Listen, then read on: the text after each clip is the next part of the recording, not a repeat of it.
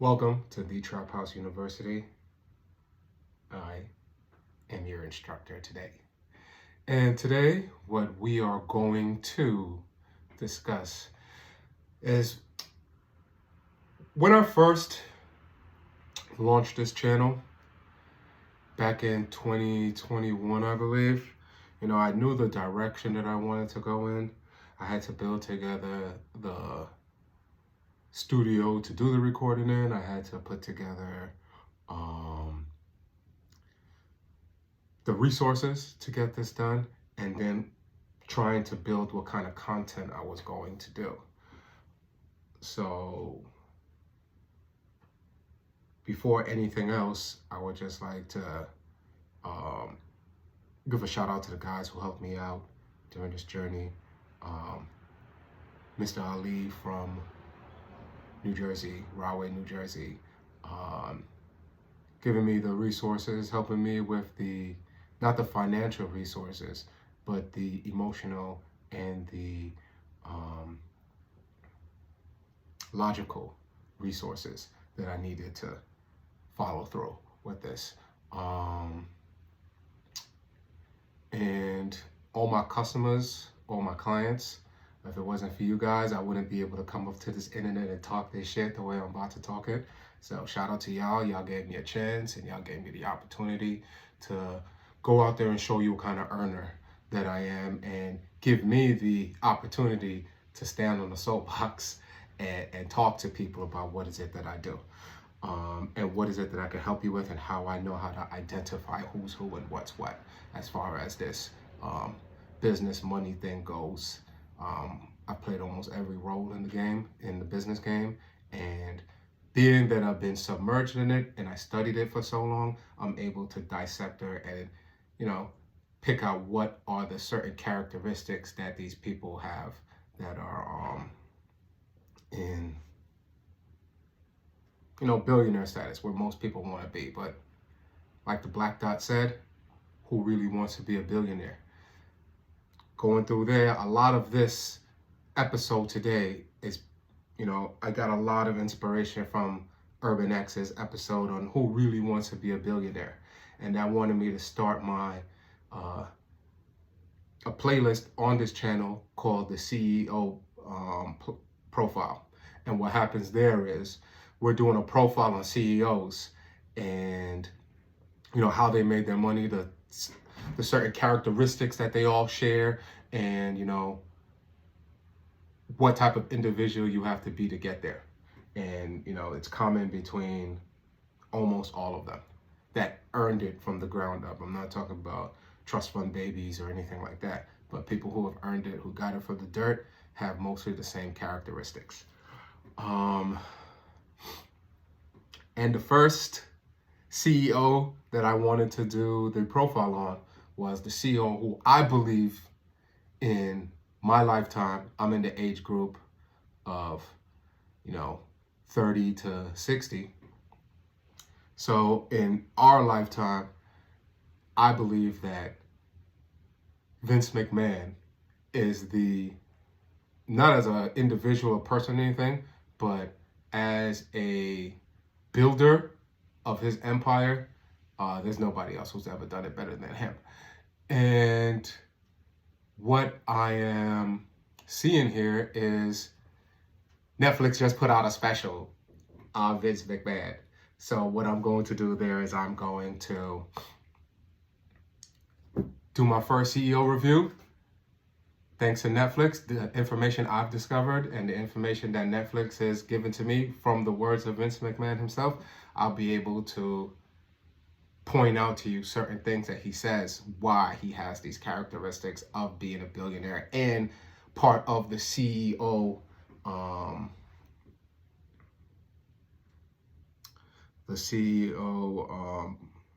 profile that I'm doing. The bunch of different CEOs. I'm going to go all down the list. I'm going to go Vince McMahon. I'm going to go Damon Dash. I'm going to go Jamie Dimon. Like, I'm going all different industries, all different CEOs. I'm going to go to CEOs. Mostly, I'd like to do CEOs that built their platform from the ground up. So, one day I'd like to do a profile on Urban X. I'd like to do a profile on Doggy Diamonds. I'd like to do a profile on folks who really dug it up out the mud and got it the ski mask way, which is the way I believe Vince did it. So with no further ado, we are now going to start.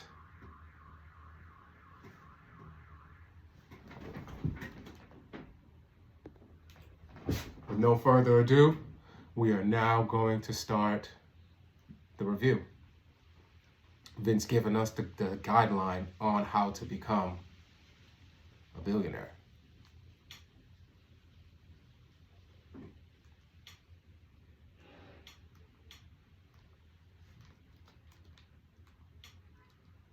I'll tell you about the technical difficulties I've had while this playing. So all of a sudden my computer decides not to work.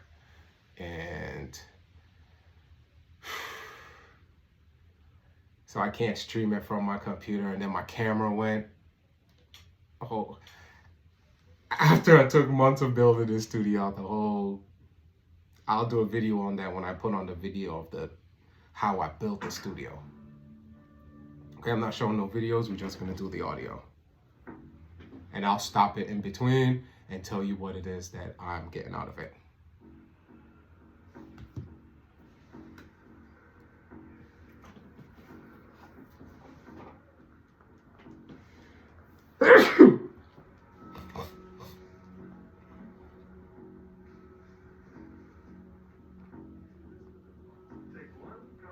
Already the music is dark and dreary. Let you already know that this is gonna be badass. It's called foreshadowing, if you didn't know.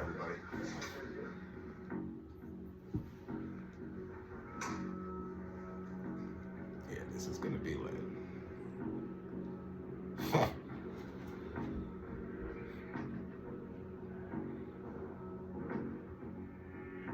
Good? I'm good, I guess.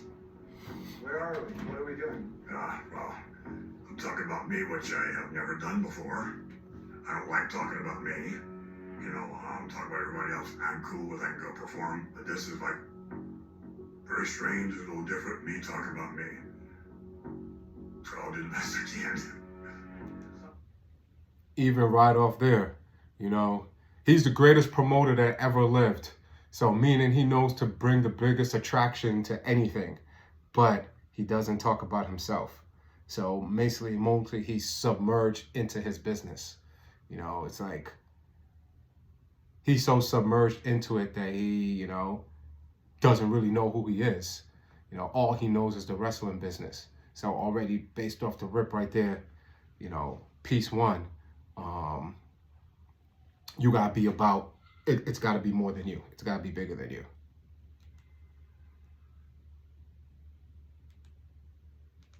Larger than life, Vince McMahon, more famous than some of the wrestling stars he helped create. McMahon has been called the P.T. Barnum of wrestling, building WWE into an international billion-dollar business. He's also an on-screen presence as the billionaire bad guy boss.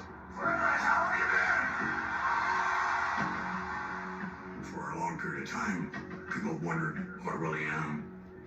You know, portrayed me as I'm a bad guy. But no one really knows me. And it's been a while for me to try and figure out myself. I still haven't quite figured out who I am. So I'm so caught up in the work and so caught up to being the greatest promotion on earth, he never even got time to work on himself. Another thing. See, Vince is here giving us the blueprint on, you know, if you listen to what these people say that accomplish things, they'll tell you the game, but you just have to be able to decipher the words properly. You know, not everything is entertainment. Vince McMahon. I don't think anybody knows Vince McMahon. Please welcome Mr. McMahon! People know who he is, but they really don't know who he is. The person that he puts out there, the larger-than-life promoter, a lot of that is a character when it comes to him personally. He's going to show you what he wants you to see. Very few people are in control. Controlling the image, you know. Another thing. People can only judge you on what you show them, what you project as. So, based on what Triple H and his daughter said, he projects what he wants us to see, how he wants us to judge him. Of a world. Vince McMahon was. He has built something so powerful, so big, and so ingrained in people generationally. He did things that no one thought were possible, and he took no prisoners in the process. With Vince McMahon, he comes as advertised, and what you expect, well, that's exactly what you're going to get. I love Vince. What does Cam and May say? They say it all the time. The main thing is the main thing. So, Vince, what you get, what you see is what you get. You heard him. Keep the main thing the main thing. You know, he's just going to be himself. He's going to play this character, and he's going to do what he got to do to make sure that this thing runs smoothly. This oil tanker runs smoothly. And I have a lot of respect for him. And he was a guy that often lied to me and let me down with his lies. They lie. That's what they do. You gotta lie to make a Billy, bro. That's just probably your best step. Gotta be is you gotta know how to lie. Your dad gets a bad rap. Well, I think my dad gets the rap that he wants.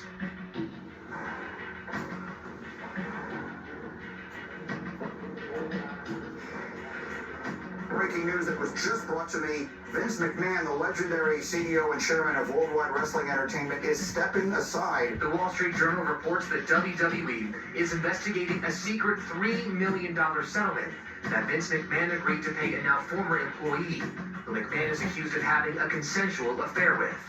It started with a tip, and the tip was that the board of WWE had received an anonymous email. The emailer was accusing McMahon of having taken advantage of an employee and then covered it up.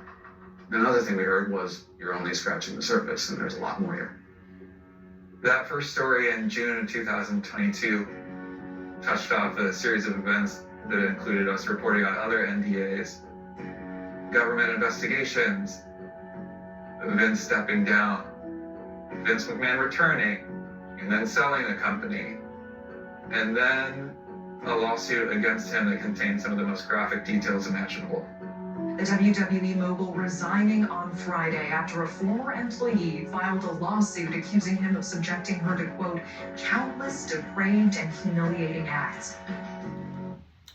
I'm going to say that's where he messed up at. As far as his overall empire, not different businesses like the XFL and the bodybuilding business and whatever else, other things he tried to do. I'm not talking about those. I'm talking about how he was a private company and then they went public, so he got a billion. I'm sure he had $1 billion before that, but they went public. Shareholders made him $1 billion. He kept 80-something%, I believe, of the voting power as the chairman of WWE, which you would have thought was he accomplished everything he wanted to accomplish. But like I see the traits that most of them share, they're never satisfied. So he didn't just want to have the WWE company, you know, he wanted to be bigger. And then sometimes maniacal behavior happens with these guys. You know, I can't explain it. I'm not one of them.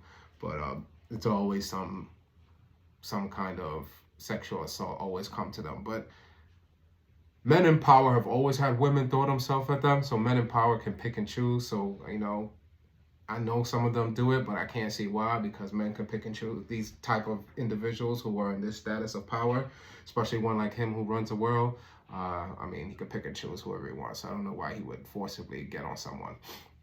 However, because he joined up with TKO, see how he resigned and he came back because he had the voting power, meaning that he was totally in charge. Then he went to TK, him and Ari Emanuel from Endeavor. They formed together and formed TKO Sports because he wanted to be bigger. He got the big package, the $7 billion payout. Again, that's how you know he's a real billionaire, because he got $7 billion payout. I believe the number is $7 billion, allegedly. It could be more, it could be less, but he got that money. And then he shared it with the shareholders, of course. But being that Vince was the main player, Vince had a majority of everything. So Vince came out up, super up. And then they gave him shares of the company, which was also valued at probably hundreds of millions of dollars. And then that's why they was able to kick him out, because when he had the scandal at the company, he left, came back. They couldn't get rid of him because he was in charge. Teamed up with TKO, gave up his power, really. And then when another assault case came, the board just got him out of there. So he's no longer the chairman of TKO Sports.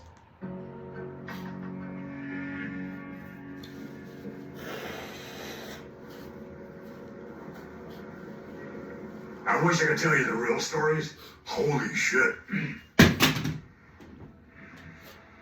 Give us one. No. Why? That's what I'm saying. I don't want to tell you these stories. I'll give you enough that's semi-interesting. They do some wild shit. Some wild shit go on that they got to cover up or they're a part of. And it just is the way it is in order, something that somebody else does in a company could ruin everything you built. So sometimes you got to cover some shit up. Some shit that you did could ruin the company, or some shit you did to get the company further. You can't tell everything, right? That's why the game is to be sold, not told. You just can't give it away like that because you did some heinous shit probably. I don't want anybody to really know me. He's as polarizing as he is entertaining. Vince McMahon is part renegade, part mogul, and all showman. Over decades, McMahon turned the WWE into a billion-dollar juggernaut. Throw in one part athletics, one part theatrics, and more than a dash of violence, and what do you get? One of America's favorite pastimes. 100% grade A Americano. The Justice Department has announced the indictment of a man who runs the World Wrestling Federation. This is about crime. This is about breaking the law. This was a tyrant, the head of this organization that ruled by fear. What did he know? What did he do? And what did he try to hide? This goes beyond business. It's a family matter as well. This is like Succession and a wrestling ring. Another corporate leader mired in a sex scandal. We're not talking about garden variety misconduct. We're talking about some real awful thing. A lot of Vince They did some McMahon's stuff, ability man. to get away with stuff was because he was also this character. Why does the line between Vince McMahon and Mr. McMahon end?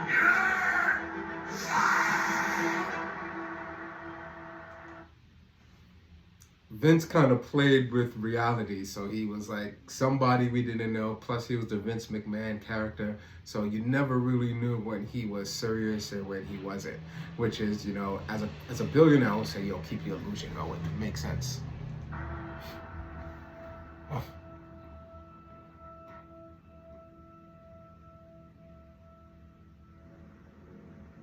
Well, the first thing I need to tell you is you're not going to totally understand what happened or what is, because you have to live it to comprehend it. You're only going to know what they tell you. So I just know wrestlers and promoters and know this business, so you're not going to get, the whole enchilada. To explain what pro wrestling is turning fantasy into reality.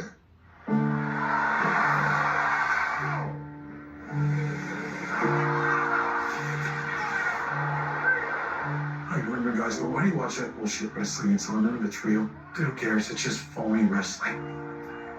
And it's like, you're wrong. I look at what I did. That's an art form. Just watch the beauty of it. Bret Hart. Wrestling is this curious phenomenon that allows people to let out their aggressions while watching Excellence of morality execution. play. Most people, when they're driving home, they go, oh, it was all a show. Son, none of that was real. But when they're there in the building, you want to believe it's real. I was a true artist. People that weren't fans would say, that's all fans that are too stupid to realize that it's not real. No, it's all people that are smart enough to accept the fact that it's a show and buy into characters and the storylines and engage in it in that manner. Pro wrestling has always been a soap opera, just in broad primary. He was always able to engage in people's thoughts. Either people believing it was real or people believing it was not real. Either way, it was always a topic of something. Whenever somebody said anything about it, if someone brought it up in conversation, it always struck an emotion with somebody. Either they loved it or they believed it was bogus. So he created something that creates emotion. So he's able to evoke emotion. That's something a billionaire needs to do. You have to be able to evoke emotions. Colors. Here's your hero. Here's your villain. Here's your damsel in distress. We give you an opportunity to feel.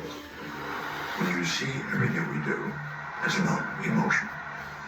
And it's about grandeur. That's what America is. It's larger than life. It's great stories. Powerful entertainment is American culture. Professional wrestling matters in that it's so much a part of American culture, and nobody talks about it as mattering. Vince McMahon's influence and impact is largely ignored, but it is affecting the way the world around us is working.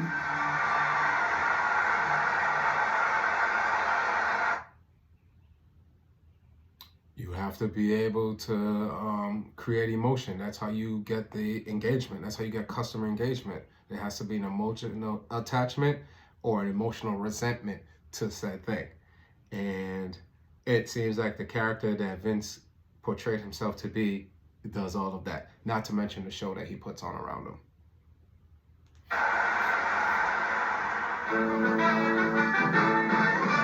From there, we have to swing down to Phoenix to do some PR for March 31st. This is 39-year-old Vince McMahon, a third-generation wrestling promoter, sometime announcer, and the force behind the WWF.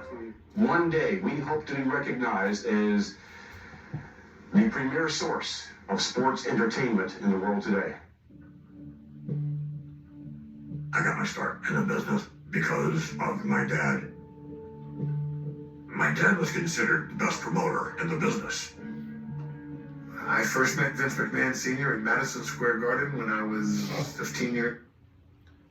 Many billionaires, or most billionaires who didn't invest in, who got their companies out the mud, who, built it from scratch, or who did an expansion to something already created, there is always a powerful male figure in front of them, either determining that they want to be like said male figure and carry on, or want to be completely opposite from male figure. So if your father was somebody well respected, made money, yada yada yada, you'd want to be like said person. If your father was a broke down nothing piece of shit, then you would want to be somebody, something. You'd like to make impact.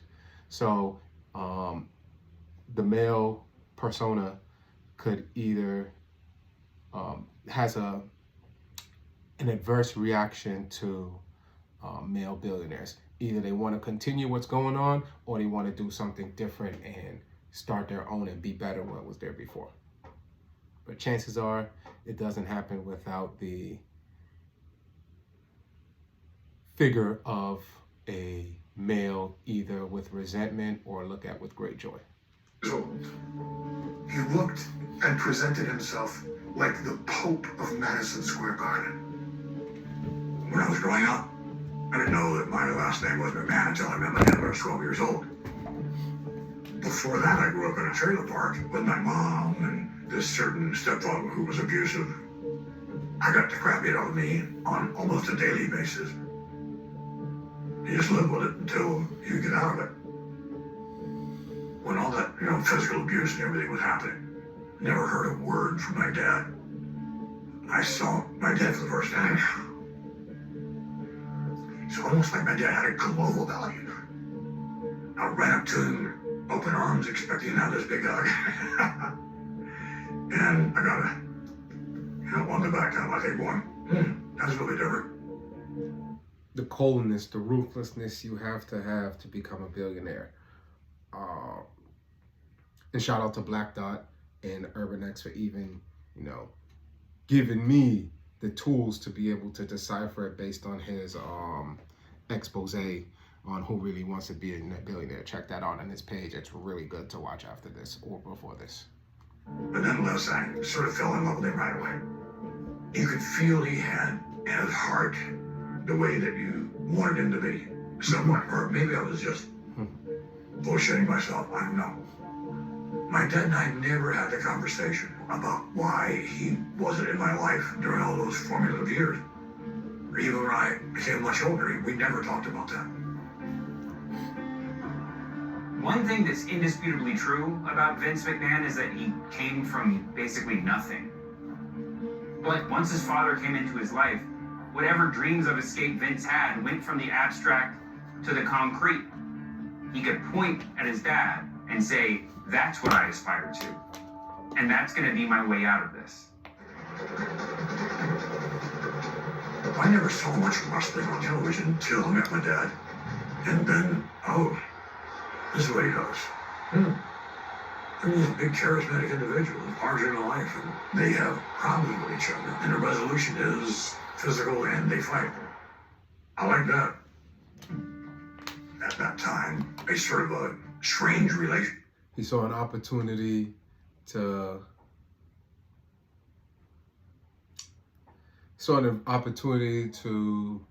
grow and build on something that he liked and was intriguing. So a lot of these billionaires who came up from the ground up love what they do. So make sure you love what you do in case that is what you want to become. Relationship with my dad. We didn't play ball together, or there was no camaraderie that way. We talked business even at that age. That was sort of what we had in common, other than the fact that we were blood. Billionaires are born at the dinner table. If you want your kid to be successful, millionaires, billionaires, successful people, businesses talked at the dinner table. Instead of talking about how was your day and all kind of fart like that, the leader of the household should be sitting there talking about, what's going on with money, how things are going, what's making it, what's popping, what are the trends, those type of things. So it starts from your parents.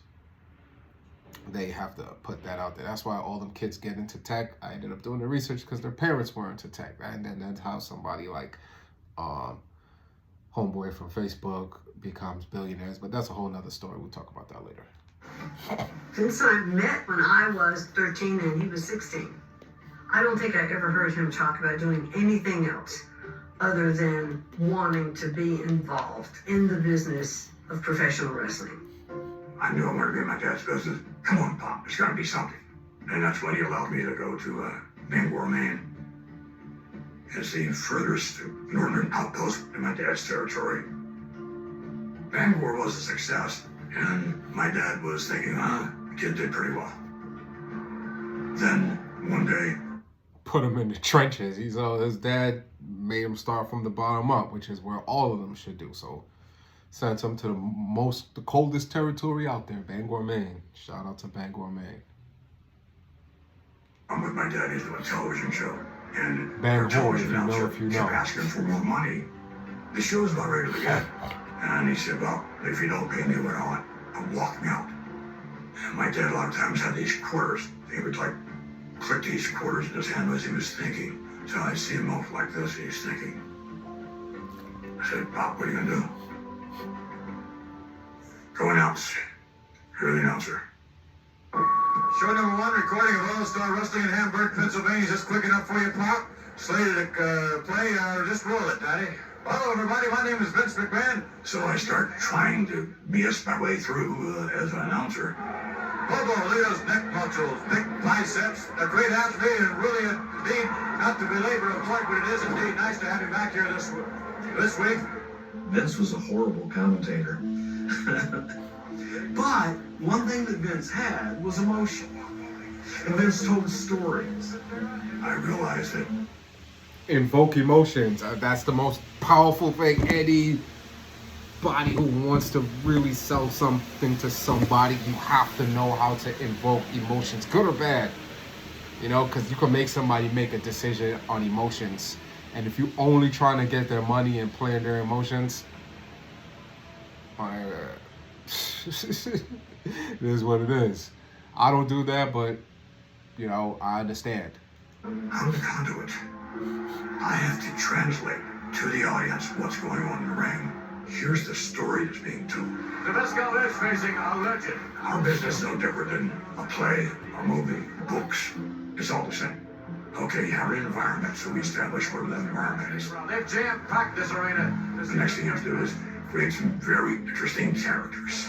Zbyszko, of course, the only individual to have been trained by Bruno Sammartino. The good and the bad. A baby face, which meant a good guy, and the other was a heel, which meant a bad guy. And Sammartino holds the rope open for Zbyszko to look. Look out! And then you introduce another character. Sends a referee fly out! There's always this big finish. Zbyszko striking Sammartino, and he really let him have it. Zbyszko couldn't take it. The formula is simple, but not that easy to do. See what he's talking about? He builds it up to the crescendo till its peak. And then you make a big finish and you create, you just have the people go through these range of emotions. You have to, chances are, to be a billionaire, you have to be good at sales. And to be good at sales, if you play on it that way, you can either use facts or emotions. So most salesmen use emotions because it's easier to get a sale that way if you know how to trigger the right emotions. And Vince takes you to emotional highs, emotional lows. Like if you ever watch a wrestling match, it's crazy. And like he said, the blueprint was easy, but the execution was extremely difficult. It takes a lot to execute. A lot of time, a lot of effort, sleepless nights. God knows where he probably went the money.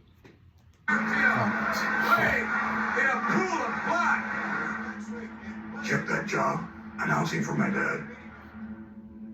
And it wasn't long after that, but my dad wanted to get out of the business. So he wanted to sell to someone. And when he was going to sell to someone, he wasn't thinking about me at all. As a matter of fact, he was going to sell it to Gorilla Monsoon, who was a partner at that time. Monsoon, another one are tapped out. Holly's not finding his mark at all. When I joined the company, Gorilla Monsoon was the heir apparent. And I could feel the tension right away. Gorilla Monsoon thinks I'm competition. And boy, was he right. When I proposed to buy my dad's business, he made a deal with me. I'll give you X dollars here, 3 months later those, 3 months later that, and then the final payment. And if I miss a payment, then you get the business back and keep the money.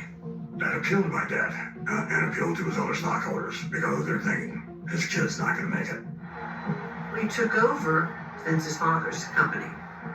We actually were paying with money that they would have been generating should they have stayed. And it would also be nice to have a wife. Someone that can take the burden, the load, of the journey with you, because it's a lot. In the business, it was robbing Peter to pay Paul. Made the last payment, and no one could believe it. My dad was really, really surprised. Do you think your dad wanted you to succeed? I think my dad wanted me to succeed, but then again, sometimes I think he didn't. I honestly thought that he didn't want to make it easy for Vince. That he really wanted to let him know what it was like to struggle. But it was strange because when I bought... You gotta struggle. Without the struggle, you gotta engage the struggle, embrace the struggle. Because without the struggle, you won't know how sweet it is to get the dub. See, Vince is just... They're giving it to you. You just have to pay attention. The business, there was some friction there because my dad, he then worked for me. And I knew he didn't want what I wanted.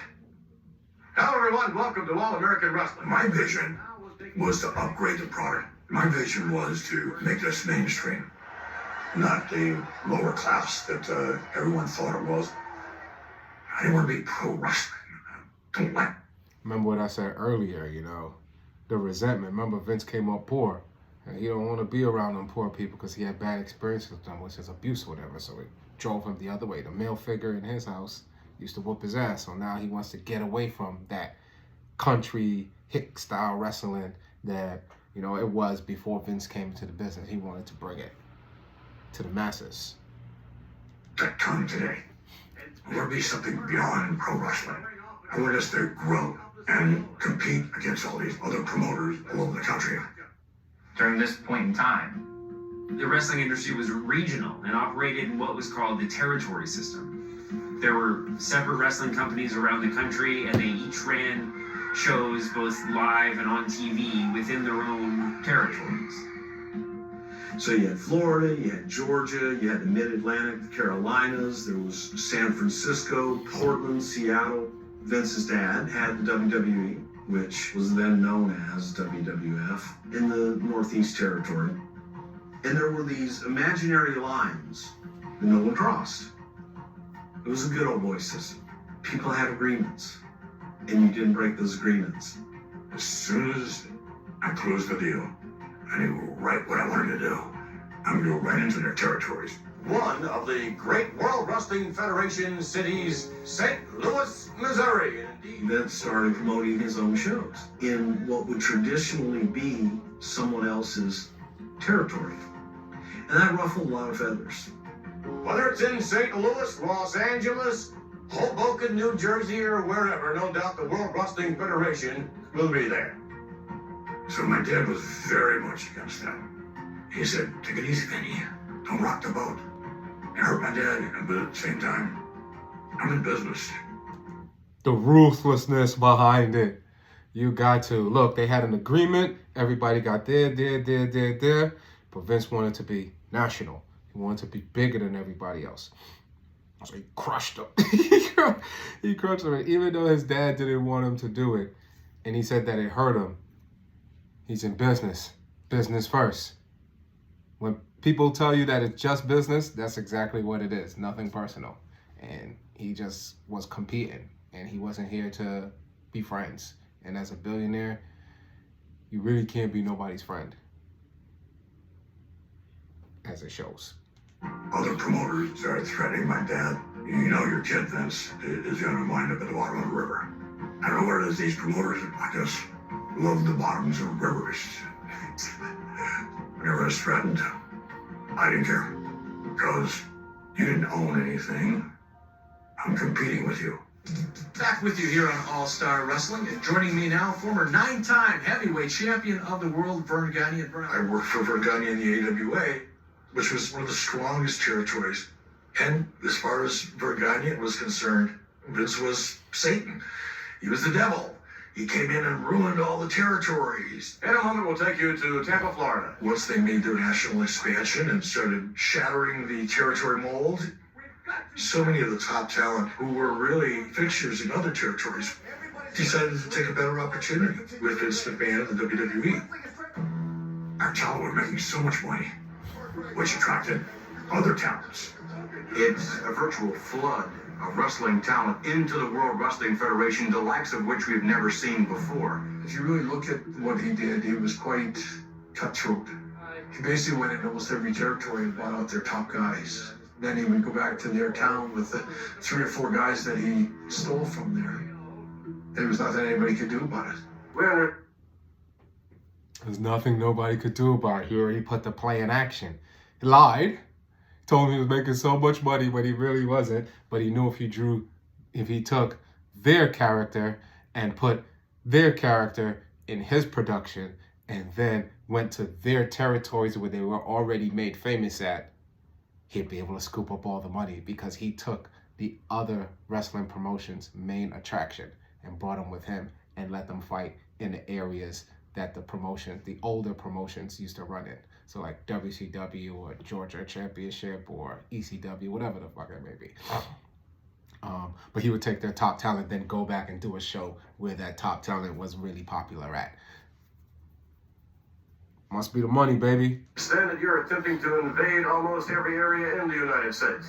That's right. Most wrestlers that worked for Vince came from somewhere else, and somebody else did the hard work to make that person who they were. And one phone call, they ran and left that guy standing in the dust. Just like he did with me. I can make you more money here. It's a dog-eat-dog world, and you have to get your bite out of it.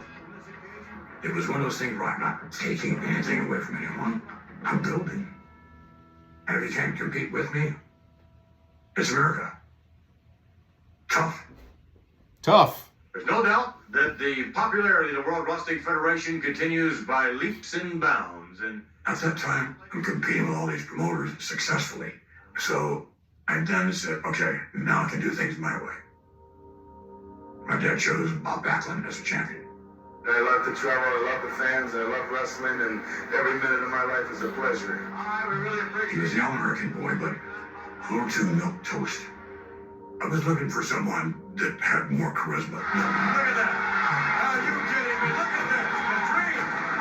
Just bubbling his man now. Oh no! It's like, okay, there was Dusty Rhodes as a possibility. You can look up in this building in a matter of few hours when it's full, and you can see a black man and a white man eating out of the same popcorn box. Woo! That's funky. That's the American dream. I had only ever been told by my father that he just didn't believe in it.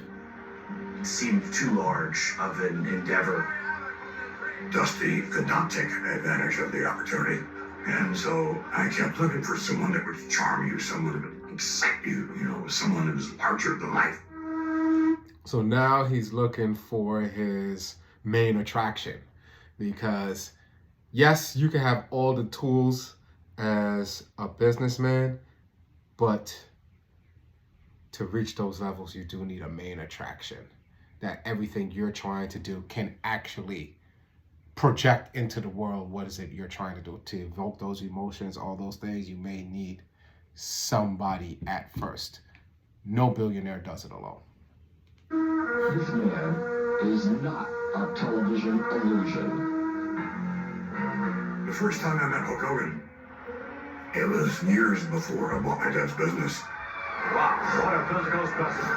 And he was Sterling Golden. Sterling Golden. My dad saw him and said, nah, that's not your name. And he changed it to Hulk Hogan. The Incredible Hulk Hogan. When they brought me up, they needed somebody that the people thought could beat Andre the Giant. It was one of their big stars. Andre the Giant is sports entertainment's first attraction. You could advertise Andre the Giant, and you could draw a house. I was kind of like Andre's other half. We wrestled everywhere. Jay Stadium was sold out with me and Andre the Giant. So I was pretty well established. And one of the ways I would get established was to have these so-called TV matches. During those matches, I would wrestle two guys. Sylvester Stallone saw that. And so that's how I ended up getting offered the part in the Rocky movie. I was talking with Vince Sr. about doing Rocky 3, and Vince Sr. says, you're not doing that. You're a wrestler. You don't act and you don't do TV stuff. He asked my dad said, no. Because my dad had invested a lot in Hogan and he wanted to get his money out of it. He goes, well, if you do that, you're fired and you'll never work here again. I said, okay, cool. When I did the Rocky movie, I knew it was going to be big. I'm coming after you, Balboa. If you took Scarface, if you took The Godfather, the Rocky franchise was bigger than all that. It was Americana. I knew it was going to put me on the map. It just went crazy. Would you welcome Hulk Hogan? You are one good-sized person. Thank you. One big man. In the middle of this Vern Gagne got a hold of me was, how quick can you get to Minnesota? Hulk Hogan, back in the AWA, and I cannot... When I went to the AWA, I started the Hulkamania stuff. I started ripping my shirt off. And it was growing, becoming dominant. I followed his career, and he was really honing in on his talents. Here comes Hogan. Here is the light flash. I am the champion. This is your belt. Vince came to me and said, hey, I want to take over all the territories, and I want to do it with you. And I went, let's go, brother. You always need a helping hand. So you're always going to need somebody else with you. It's very hard to accomplish that alone. It's hard to be a millionaire alone. It's more possible than being a billionaire alone, but to do it alone, yeah. it's difficult, and Vince couldn't do it alone. He needed Hulk Hogan, and Hulk Hogan needed him, and they both shared the same vision, and that's why it was able to materialize. Vince wanted to go national, be a national power. Hogan wanted to be a national star. It clicked together. It was good business. And even though Vince's father told him that he'll never work here again, Vince McMahon, that we know, people at my age, the younger Vince McMahon, didn't listen. And as a billionaire, sometimes you just can't listen. When you feel something, you know, you have to take the chance. Knew where the business was going, and he knew this was the direction. It was an easy decision. Some guy's going to push you and make you the biggest star, and you're going to go national. The other guy just wants to promote Minneapolis and Chicago and Milwaukee. I've been dreaming my whole career about going back, and when Vince said what he was going to do with me, I knew what was going to happen.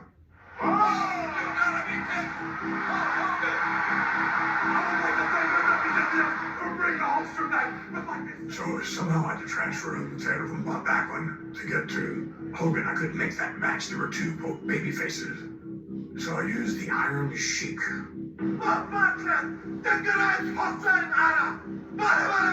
The Iron Sheik from Iran was one of the most disliked individuals we've ever had as a heel in our company. There was a lot of nationalism then. A lot of rah-rah America. And for years we had problems with Iran. The president met with the National Security Council in Washington about the fast-breaking developments in Iran. There was American hostages that are being held in Iran. It's front-page news. It's talked about every single day. So when the Iron Sheik would be in the ring, waving the Iranian flag and all that, actually I got a negative reaction. You look at what is happening, and you... Again, invoking emotions. Look, he's in America. There's problems with Iran going on, and he's got a Iranian character who got the Iranian flag, and getting the crowd upset. Creating this kind of emotional buildup with the people. He's got it's hard times right now. At this time, 1984, with the Iran. Try and tell a story off of that, and have people be able to react in a way that they couldn't necessarily react in real life. Again, a lot of people do not like the Iron Sheik. You can't find an Iranian sheik walking down the street that you can boo and hiss at and see him get beat up. But you could go to the wrestling matches and you could see it. What are they chanting? I don't want to say it. It doesn't always age well, but look at the movies. Movies depicted Japan as the evil empire attacking America. Anybody from Japan was not to be trusted. Germany, Russians. If he does, he does. You were taught at an early age, these people, foreigners, propaganda. That's called propaganda. From Russia. Right, wrong. So Vince used propaganda to his advantage to sell wrestling events, to make more money. Yeah. Kind of genius. So again, you have to use everything that's around you. Society, things that's going on in the world, somewhere, somehow makes it into what you're doing. You have to be current. You always have to be current. You always have to be evolving, and you always got to move with the times. Wrong and different in that time. The bad guy was the Russian bad guy, the German bad guy, the Japanese bad guy. And it was easy to understand for people. Wrestling is an imitation of the world. If you want to know what America is like, watch wrestling. We show you yourself. Tell me a wrestler you don't like. See? How come you don't like He's from another country, man. Another country. Vince see what's going on, he followed the river. That's how he became rich. He never swim upstream. You can look back on anything and say, oh, I bet you regret that. Well, look back on, 10 years, 20 years, 5 years ago. Life was different then. Things were different, values were different, and you can't take the values of today and look back and say, okay, the same values apply to that. Well, it was a different time, different life, different set of values then. If it were done today, wow, that would be a problem. But then, I didn't think it was a real big deal. The Iron Sheik. Sometimes you have to do the unpopular thing, you know? Fuck it. It's what it is. So I wanted to transfer the title from Bob Backlund to the Iron Sheik. And then, of course, setting us up for this big on-air All-American to come in and beat the Iron Sheik from Iran. Hulk Hogan needed the ultimate opponent, and the timing was impeccable. It's the all-American hero versus this evil Iranian.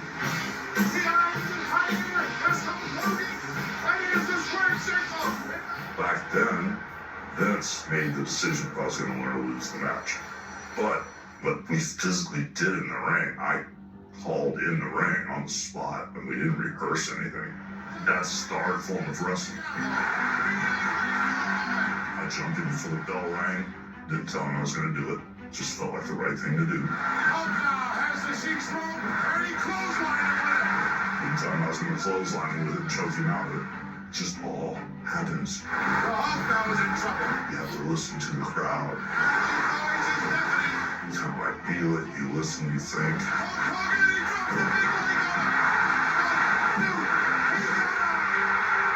It's really a huge response from Madison Square Garden. And of course, everyone knows of Hulk Hogan to this day. All I ask was for the whole So, look how he used what was going on in society, and he used those other resources around him. And what he did was he used an Iranian who at the time was having problems with the US, an Iranian wrestler, to take the belt off of the guy that he didn't want the belt with in order to give it to Hulk Hogan. So if Hulk Hogan comes in as an all-American hero, which is Vince always wants good and evil, and he beats the Iranian champion, now Hulk Hogan is the biggest star on the planet. Now you created a mega star. Now they have an emotional tie to Hogan because Hogan defeated the Iranian. All part of the show. So you see, that's how you create a star. Now you see he created a star with the emotions. Which is, you know, how any billionaire really makes their money when they're trying to captivate an audience. Or how anybody really does anything when you're trying to be captivating.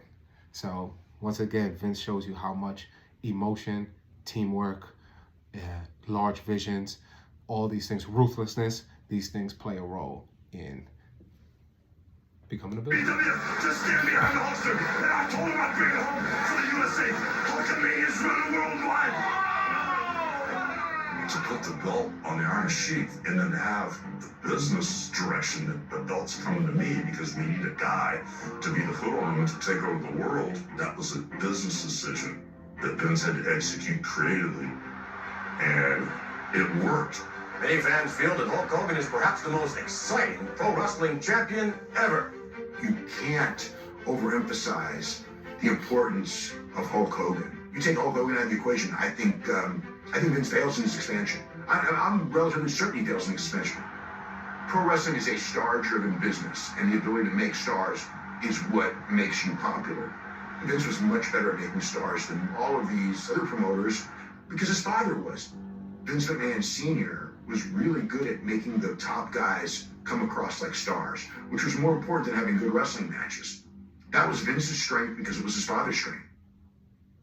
There is a point when my dad told me he was proud of me. He said, you know what, Vinny? All these friends of mine, they're not really friends of mine, all these promoters I've worked with all these years in their territories, you know what, fuck them. You're beating all of them. I'm proud of you for what you've done. Fuck them all. And I thought, wow. It's the first time my dad ever said anything like that he was on my side. Of course, he waited until I was a success, and maybe he felt that way all along, but he never told me. That was one of the biggest moments of my life. Until. If that's true, because Vince be lying. If that's true, because you know he said he's not going to tell you everything, and you know he'll lie. If that's true, then that type of emotional weight lift off of a person's mind who's trying to build and grow, especially for someone who's doing it before them, that probably propel them into doing some shit like WrestleMania. You know, having the confidence to do something like that. Billionaires need assistance too in the emotional way. It's hard. For Mr. Vincent J. McMahon.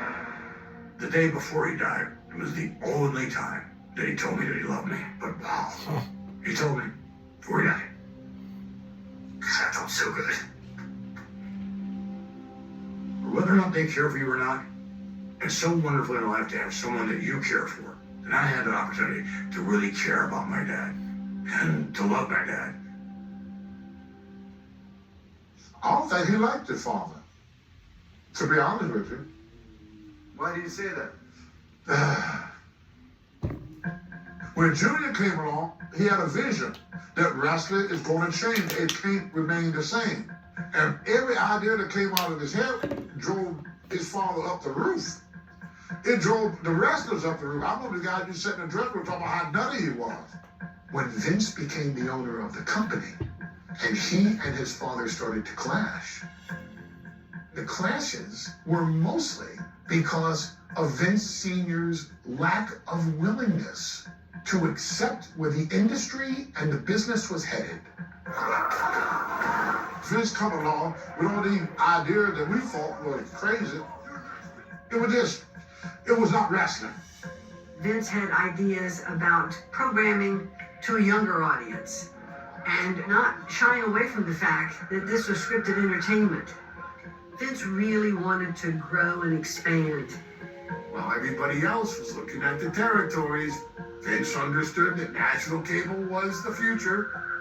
It was very clear to me from the very beginning that Vince was looking at a bigger distribution. USA Network became the marketing channel for WWF. Vince always wanted to promote something new that they were doing. Vince was never in the wrestling business. He was always in the entertainment business. Like, for example, when he first came in and took over, he made that talk show. And we thought he was off his deep end. Thank you. Welcome to TNT. It was so much fun. That's right. It was the Wild West in a talk show format. It was a riot. Wow! You stupid idiot!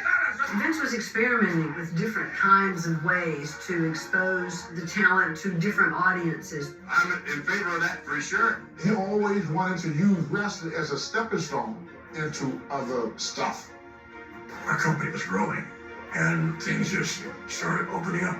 And I was like, well, yeah, let's do this, let's do that.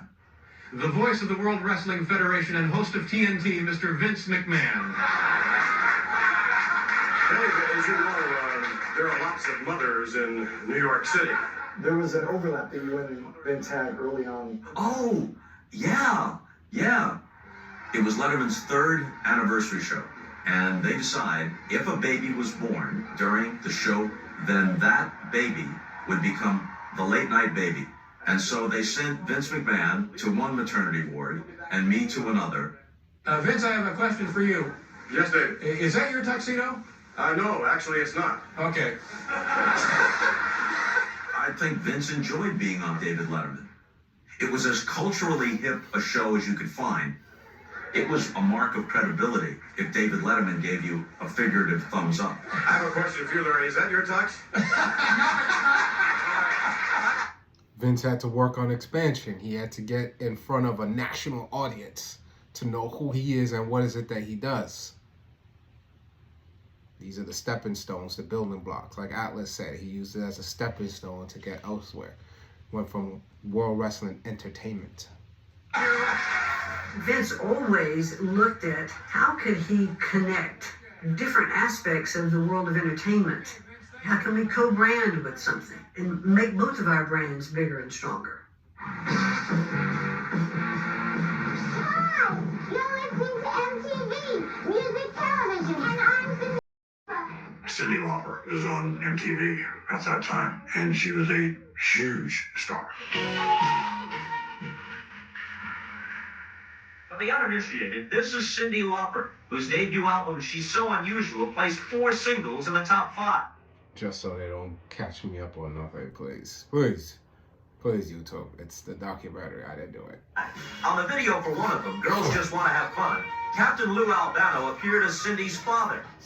Cyndi Lauper met Captain Lou Albano on a plane and just felt that there could be some connection. Heavy metal wrestling goes. There's an opportunity to grow our businesses, both of us. Cyndi, tell all these people out here how I made you a superstar. Tell them how you came off my reputation, Cyndi. How all women are nothing, Cyndi. Cindy's associated with us, and that made MTV think, well, okay, here's Cindy, she's going into this other genre. Let's work with this other genre as well. Right? He said he wanted to appeal to a younger audience. Look, you have to take the actions. You have to take the steps. A new and upcoming network called MTV. Let's go do some stuff with them. They're wild. Their demographic matches our demographic. Let's do this. Partners up with MTV. We did 2 television shows on MTV. Got great ratings for MTV, and it was a great storyline. I challenge you, you fat bag of wit. At that time, women's wrestling was day class A in a day class A business. And so I thought, I'll have Cyndi connect with one of our female performers. That'll make that division even more.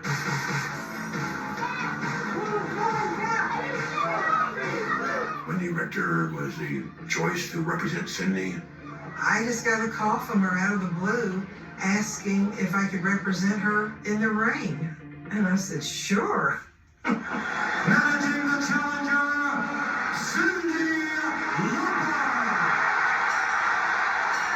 There was a buzz in the arena, and it was because of her involvement.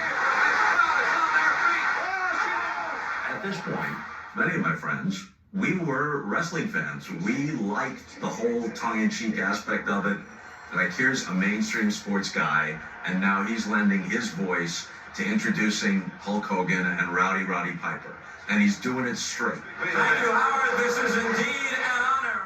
It was funny. I loved it.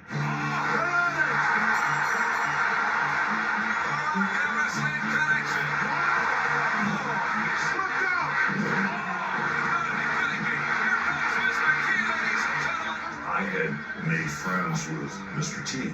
And Mr. T was white hot at the time, just really on fire. So you bring the celebrity into our world.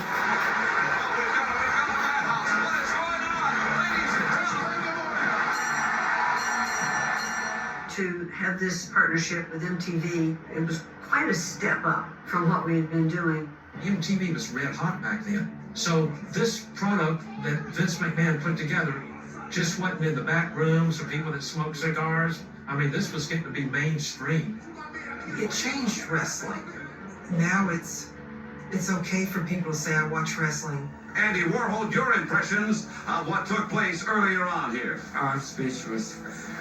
It's just so exciting. I just don't know what to say. I don't think it's over.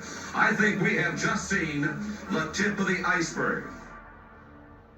At that time, the business was growing leaps and bounds, and I enjoyed putting in the work. But my wife finally, you need a vacation. So I went to the Caribbean someplace for 2 days. I came back the next day and announced we're going to have one big event a year, just like the Super Bowl, and we're going to call it WrestleMania. She turned to me and she said, you weren't relaxing, you weren't enjoying it at all. You were thinking about business. Even on a vacation, you gotta be about your business. You really can't stop till it gets to where you want it to go. So, dedication, determination, these are character traits that are shared amongst most successful people. You know, he's supposed to be hanging, chilling, not doing anything, but his mind is running wild. He could be lying also, but that's the story he's telling, so we're going with it.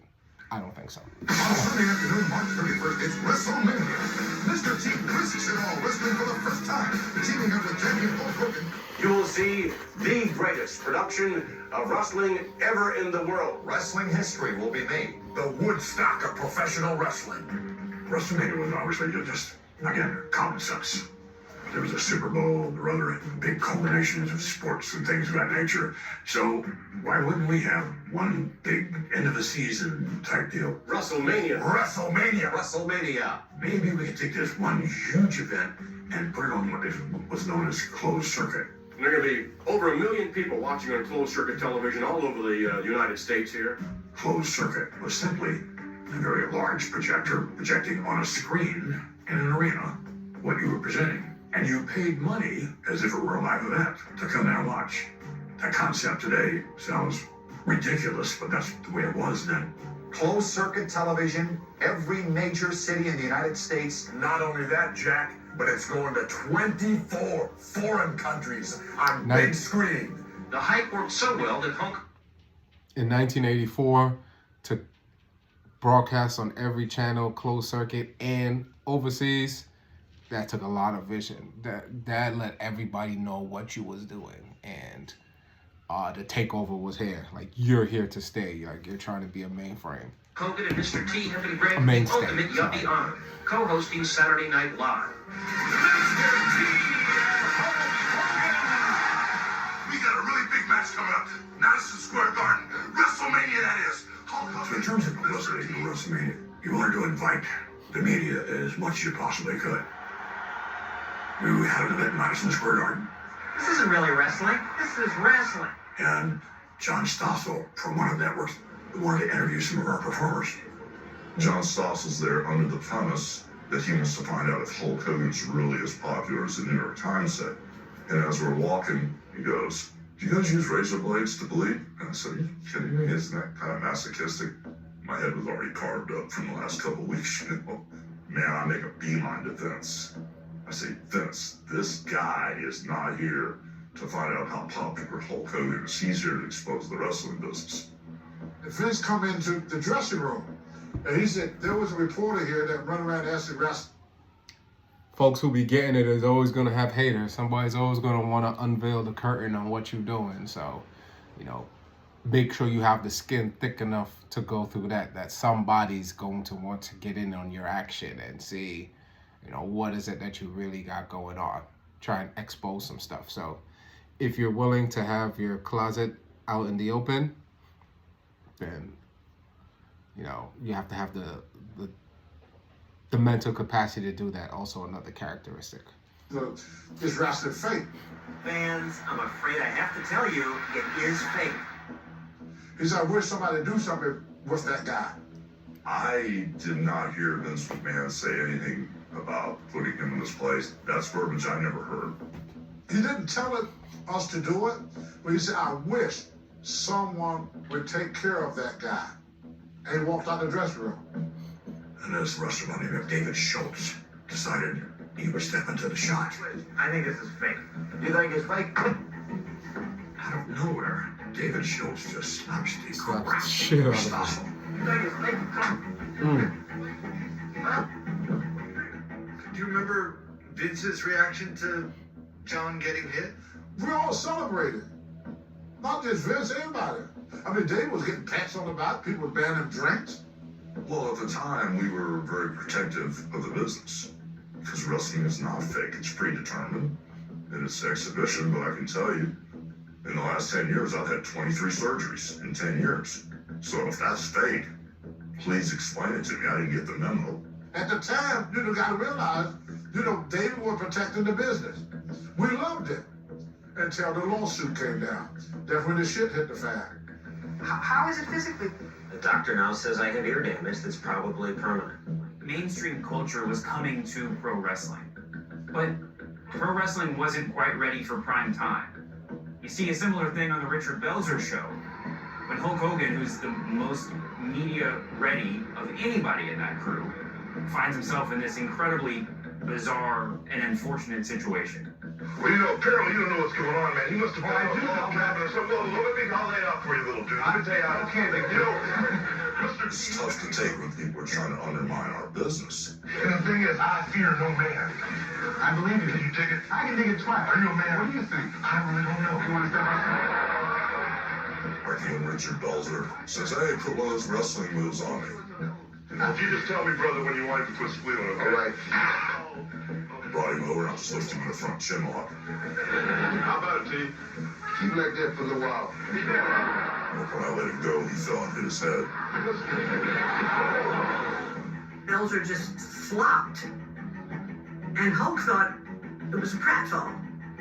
In actuality, he was hurt. He hit his head when he fell and it was bleeding. This was not good. I sued Mr. T, I sued Hulk Hogan, I sued Vince McMahon, I sued the World Wrestling Federation, I sued them all. Yeah, Vince wasn't real happy with me. We were at a very, very vulnerable stage with WrestleMania 1 for me to be going around choking people out and stuff, you know? WrestleMania was a big risk. Vince banked everything on this WrestleMania being a success. He put a lot of money into it. The story is if it had failed, he'd have been belly up. And you know, it's very possibly true. Well, my parents mortgaged everything they owned to make WrestleMania 1 happen. I was so young, I didn't truly understand what that meant. My parents never really took finance in front of us, but you can feel it. You know, my dad would just keep saying, this is gonna work, and, you know, we're betting a lot on this one. You know.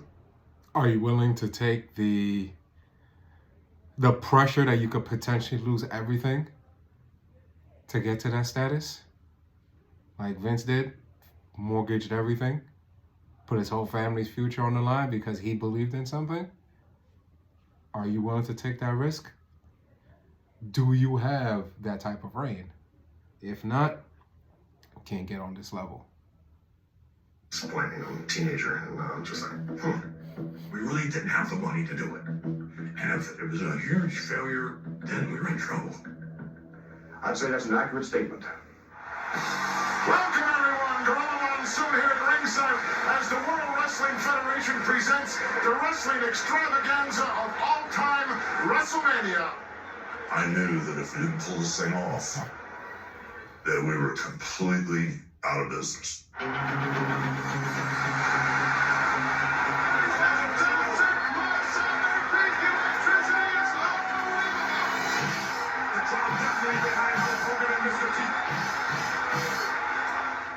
it was a roll of the dice, the big one.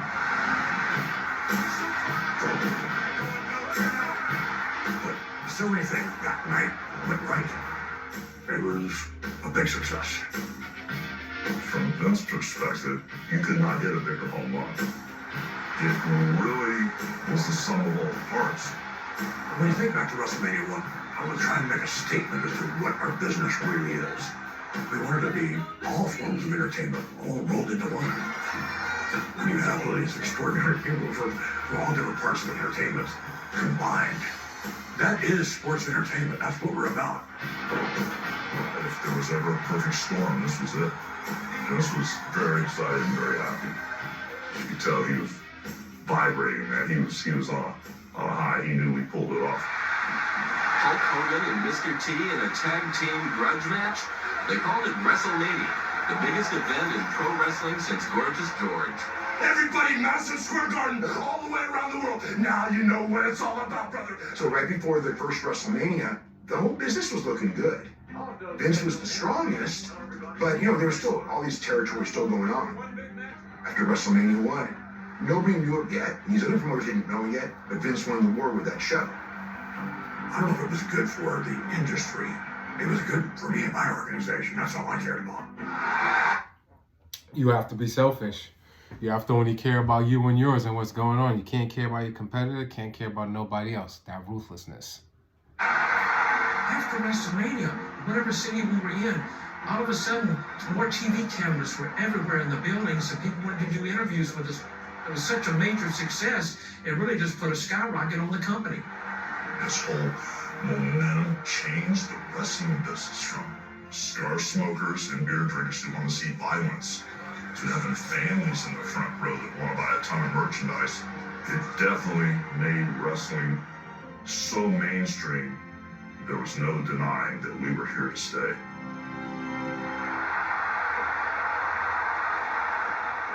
WrestleMania 1 is a huge success. It achieves more than Vince could have possibly imagined for his company. But with greater success comes greater scrutiny, and Vince becomes a target. That expression of there's no such thing as bad publicity, that's BS, because there is. The special investigation has turned up allegations that could outrage the biggest wrestling fan. A legal fight is in store for the head of the World Wrestling Federation. It's a scandal that threatens to knock you right out of the ring. Right on the heels of this huge success, Vince finds himself caught up in a series of scandals that threaten to upend his entire world.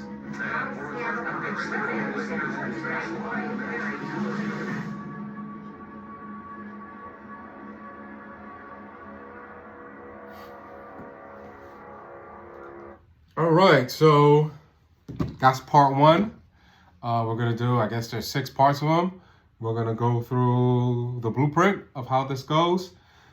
Please, if you think I missed anything, or if you just want to share what it is that you guys